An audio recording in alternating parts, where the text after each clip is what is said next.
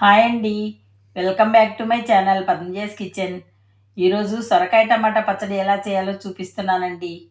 నేను చేసిన విధంగా మీరు ఒకసారి చేసి చూడండి. ఇంట్లో అందరూ ఇష్టంగా తింటారు. ఈ పచ్చడి రైస్లోకి టిఫిన్స్లోకి కూడా చాలా రుచిగా ఉంటుంది. ఈజీగా చేసుకునే ఈ పచ్చడి ప్రాసెస్ ఎలాగో చూద్దామా? ముందుగా ఒక సొరకాయని తీసుకుని దాన్ని సగానికి కట్ చేయండి. సగం సొరకాయతో నేను పచ్చడి చేసుకుంటున్నానండి. ఇలా కట్ చేసి తీసుకున్న సొరకాయ పై తొక్కను పీల్చేసి పచ్చడి కోసమే కాబట్టి ఇలా పెద్ద ముక్కలుగా కట్ చేసి పక్కన పెట్టుకోండి.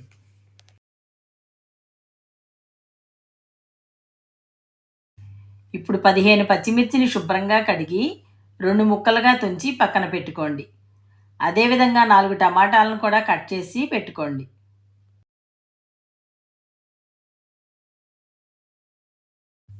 ఇప్పుడు స్టవ్ పై ప్యాన్ పెట్టుకుని దానిలో 2 గిన్నెల ఆయిల్ వేసుకోండి.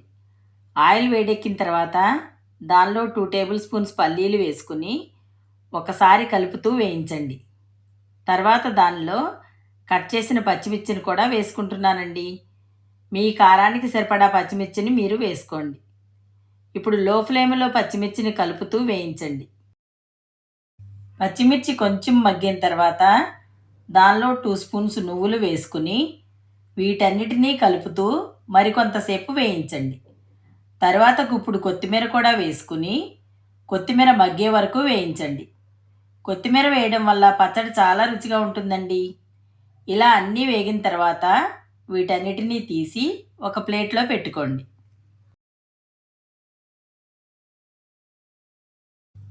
ఇప్పుడు అదే ప్యాన్లో కట్ చేసి పెట్టుకున్న సొరకాయ ముక్కలు వేసుకుని దానిలో ఒక గిన్నె ఆయిల్ కూడా వేసుకోండి. సొరకాయ ముక్కలను కలుపుతూ పచ్చివాసన పోయే వరకు మూత పెట్టి మగ్గనివ్వండి. సొరకాయ ముక్కలు బాగా వేగితేనే పచ్చడి చాలా రుచిగా ఉంటుందండి. మధ్య మధ్యలో మూత తీసి కలుపుతూ సొరకాయ ముక్కలను మగ్గేంత వరకు వేయించండి. ఇలా పూర్తిగా మగ్గిన తర్వాత దానిలో ముందుగా కట్ చేసి పెట్టుకున్న టమాటా ముక్కలను వేసుకుని బాగా కలపండి. ఇప్పుడు టమాటా ముక్కలు పూర్తిగా మగ్గే వరకు మూత పెట్టి 3 నిమిషాలు మగ్గనివ్వండి. టమాటాలు ఇలా మగ్గిన తర్వాత మూత తీసి అడుగంటకుండా కలుపుతూ మరికొంతసేపు వేయించండి. ఇలా పూర్తిగా వేగిన తర్వాత పక్కన పెట్టి చల్లారనివ్వండి. ఇప్పుడు ఒక మిక్సీ జార్ తీసుకుని దానిలో ముందుగా వేయించి పెట్టుకున్న పచ్చిమిర్చి, 10 వెల్లుల్లి రెబ్బలు, 1 స్పూన్ జీలకర్ర, 1½ స్పూన్ సాల్ట్ వేసుకుని మూత పెట్టి గ్రైండ్ చేయండి. ఇలా గ్రైండ్ చేసుకున్న తర్వాత దానిలో మగ్గించిన సొరకాయ టమాటా ముక్కలు కూడా వేసుకుని 2 రెబ్బలు చింతపండు వేసుకోండి. టమాటాలు వేసాం కానీ పచ్చడిలో కొంచెం చింతపండు కూడా వేసుకుంటే పచ్చడి చాలా రుచిగా ఉంటుందండి. ఇప్పుడు మరీ మెత్తగా కాకుండా ఈ విధంగా గ్రైండ్ చేసుకుని ఒక బౌల్లోకి తీసుకోండి. ఇప్పుడు పచ్చడికి తాలింపు పెట్టుకుందామండి.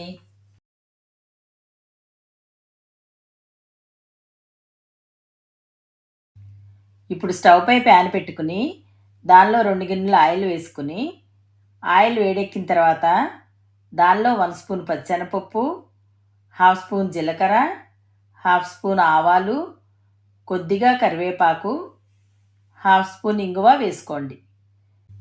వీటన్నిటినీ దోరగా వేయించిన తర్వాత తాలింపును బౌల్లోకి తీసుకున్న పచ్చడిలో కలపండి. అంతేనండి, ఎంతో రుచిగల సొరకాయ పచ్చడి రెడీ అయిందండి. ఇలా చేసుకున్న పచ్చడి చాలా రుచిగా ఉంటుంది. ఇది రైస్లోకి, దోశ, చపాతీలో కూడా చాలా బాగుంటుందండి. వేడి వేడి అన్నంలో ఈ పచ్చడి వేసుకుని తిని చూడండి ఎంత రుచిగా ఉంటుందో. ఇదే మెథడ్లో మీరు కూడా ట్రై చేసి తప్పకుండా కామెంట్ చేయండి. మా వీడియో మీకు నచ్చినట్లయితే లైక్ చేయండి, షేర్ చేయండి, సబ్స్క్రైబ్ చేయండి. Thanks for watching.